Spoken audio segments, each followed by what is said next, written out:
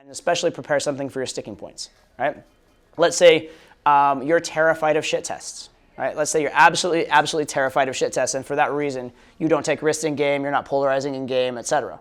Well, learn a couple stock answers for shit tests, right? So learn thanks for noticing, right? That's like that will pass a lot of shit tests. Or here's actually, if you want the most, it's not the best answer for shit tests. Don't like learn this as your universal, but it will non-fail any shit test. It won't pass every shit test, but it will non-fail the shit test. You can be like, yeah, I have no answer for that. Can we just be normal now? Right? It's good enough, right? But just knowing that, number one, it gives you a skill that you can use. But number two, you can be a little less terrified of a shit test. So somebody give me a shit test. Anybody give me a shit test right now? Whatever you can think of. Nice hair. Thanks for noticing. I'll use the first one for that one because that's actually a compliment. So thank you. Give me a hard shit test. You're short. You're short? Yeah, I have no response for that. Can we just like be normal and talk like people now? Completely fine. Is it perfect? No, but it works. So I said to the girl, like, I love how much fun you're having at the bar, and she was like, "That's all you're gonna say to me." Like the first thing she said to me. Yeah. Cool. That's there. I'm like. So you could go, thanks for noticing. Yeah. That could work, right? Or you could be like, yeah, I have no response for that. Can we just talk now? Either one absolutely could work, right? Is it perfect? No. But is it good enough to get the job done? Sure, right? And then obviously, if you can come up with something better on the spot, Yeah. right? Right? If you can come up with, oh, I'm flattered you want me to talk to you more, that's very sweet. Even better, right? Way better. But if you just have this the stock canned one, it is still good enough. All right. I'm going to give you guys, I think, some tests a little bit. I want to see what you guys are good at. I want to see what you're not good at. Make it a little bit interactive. I'll put you on the spot. I'm basically going to just throw shit tests at you guys for a little bit. Partly because this is fun for me, and partly because it's a good way to assess the room. How you guys handle shit tests will tell me a lot about yourselves. Who here is like actually confident about passing shit tests? Does anybody confident raise your hand and be like, I'm good at shit tests? No? All right. Nobody. Awesome. It's a challenge of some kind, yeah, absolutely. Okay, good to know. Okay. So how do we pass shit tests? Well, first of all, I gave you guys two things you can do, right? Actually, I'll give you three default formats of varying degrees of goodness or usefulness or whatever. The first two are from a very old book called Double Your Dating by David Giangelo, which I read in like 2002, right? And they are thanks for noticing, right? That can pass a lot of shit tests all by itself, or glad you like it. Glad you like it or thanks for noticing as a misinterpretation can actually pass a lot of shit tests as a format. The other one you can do is the thing I said about like, I have no answer for that, where like you just don't give a shit that you have no answer. I have no answer for that. Can we just be normal now? Now, I've given you guys those formats. When I ask you a shit test as we go around the room, none of you guys are allowed to use those formats for this one. Sorry. I know, right? That'd be too easy. But I want you to have those. I want you to know they exist, right? But when I give you the shit test, I want you to actually try to uniquely pass the shit test that I give you. And there are a couple of general ways to do that. One is called agree and exaggerate. So what you're doing there is most shit tests are a little bit absurd, right? Most shit tests are a little ridiculous because why would you say a very challenging thing or a very mean thing to a person? And also, if it is particularly insulting, it means it's like out of the norm, right? Calling someone normal isn't particularly insulting. Right? You can call someone, it's weird, calling someone average is kind of insulting, calling someone normal is not, right? But calling someone normal is never insulting. So in order to be insulting, you have to point out something abnormal. Therefore, in the shit test, there's something unusual that can be exaggerated, okay? So agree and exaggerate. So for example, if you had the shit test of, do you say this to all the girls? You'd be like, yes, every single girl. I've had to say it 1,500 times today, and I'm fucking exhausted. So I'm just hoping you'll be nice to me and talk to me so I don't have to say it again, please, right? I mean, you can exaggerate it and just tell, like, go nuts with it. That's one way to go. The other is misinterpretation, which means you misunderstand it as a compliment, a sexual advance, something along those lines. If the girl said, I can't believe you're wearing that shirt, you'd be like, yes, I am, and it's staying on tonight, thank you, right? Would be misinterpreting it, right? Or like, I'm flattered that you were imagining me not wearing the shirt, but I'm staying clothed. Something like that would be a good response. That's a misinterpretation. A misinterpretation response. All right. So with that said, I'm going to try and just throw shit tests at you guys. Hopefully I can come up with 14 unique shit tests on the spot. See, I have the harder job than you guys right now. I have to come up with the shit tests, right? But we'll see what we can do. Let's see. We'll start with you. You look a little nervous over there, buddy. Wow, you look so nervous until you started blushing. Put me on the spot. Yeah, okay, right, you're good. Okay. All right, that's cool. All right, we'll start over here. Wait, how old are you actually? I am so old, you have no idea. I can tell you how old I am all the time.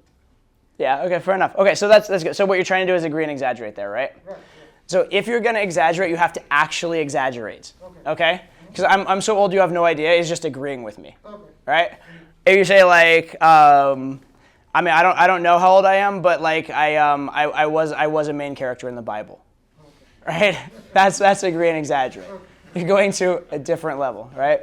Or be like, you know how old I look? Well, I'll tell you this. Even for this, I have a good plastic surgery, and it's way older than you think, right? Something like that. Or be like, I'm actually. You could be like, I'm actually a vampire. I'm 1,000 years old. Like different shit like that. That one's a little weird, actually. But anyway, you want to exaggerate. You want to be actually over the top with it. Just like, how old are you? Oh, I'm so old. That's not an exaggeration. That's just an agreement. Okay. So you got to go a little nuts with it, right? Okay. Cool. I don't know what happened to your hair. It's like all over to one side. What's going on with that? I will put so much fucking gel every day, every time. I'll put one right now.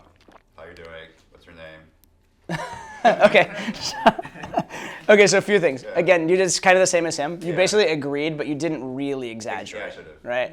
I mean, I didn't technically say you used a lot of gel, but you definitely agreed about the hair and whatever. And then the second thing you did is you tried to escalate off the shit test. Yeah. Right? You're like, oh, okay, so you gave me the shit test. Okay, I don't quite know how to pass it, but here, tell me your name, right? So you ask for a commitment off a shit test. Yeah. That's typically not the best thing to do, Okay. right? Okay, so generally, so what was the shit test? I noticed something about your appearance, right? And I was kind of framing it in maybe a slightly negative way, right? I didn't actually say it's awful or it's bad or whatever, but I said like, what's up with that or something like that, Yeah. right? I tried to exaggerate, couldn't find something like clever to it, so I just like. Yeah, that was kind of a hard one to exaggerate, Yeah. right? Because I basically said your hair's going to the side, Yeah. right? I mean, like you could basically like, I mean, I guess you could say like your hair's like so far over to the side that it's this, or but that'd be hard to do.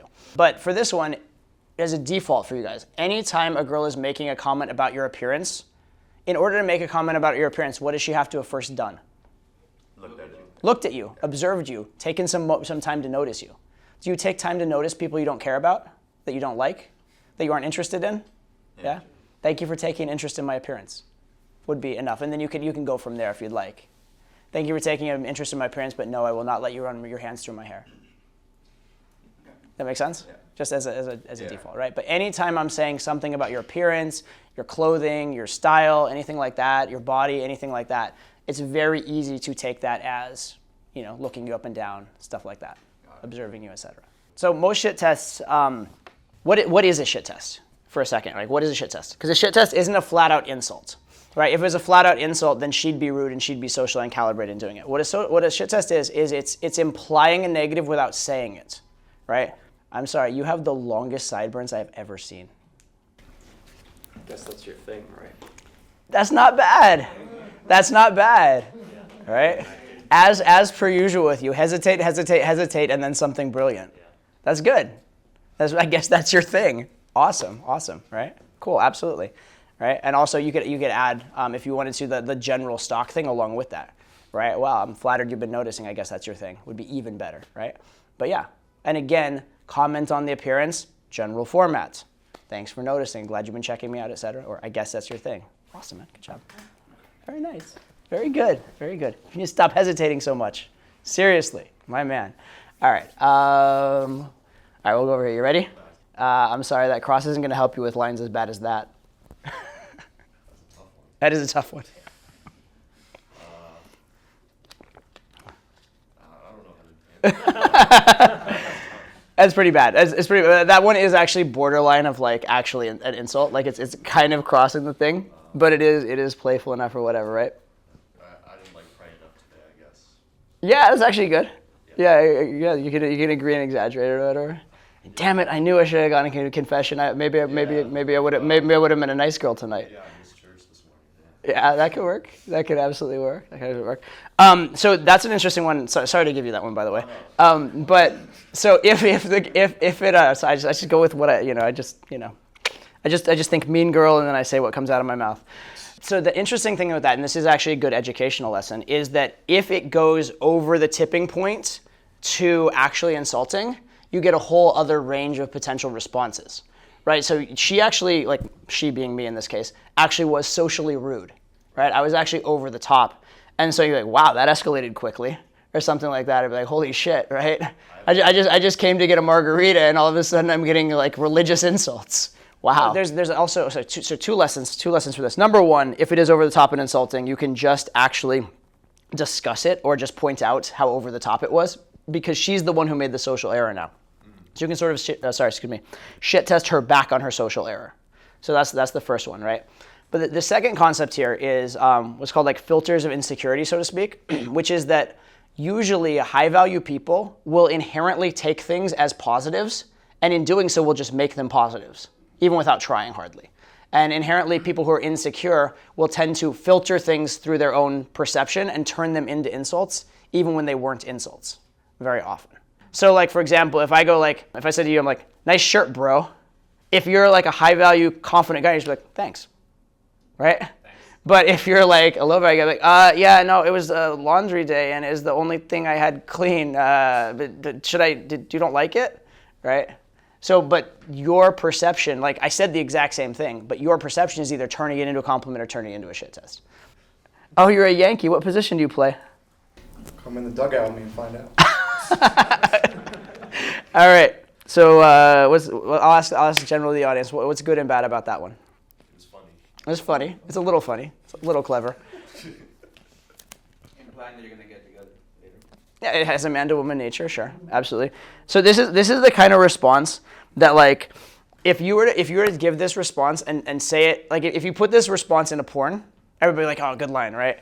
Or if you said this response to like guys who like kind of just average guys who haven't like learned or studied a game, they're like, oh, that's clever, that's funny, I like it, and because it made them laugh, they think it's good, and it is clever, which that's a very good thing, and it's certainly better than getting in your head or getting too like overawed by it or anything like that. The problem with that one though is it makes one of the cardinal mistakes, which is escalating off a shit test, right? So she gives you a shit test and you're like, let's have sex, right?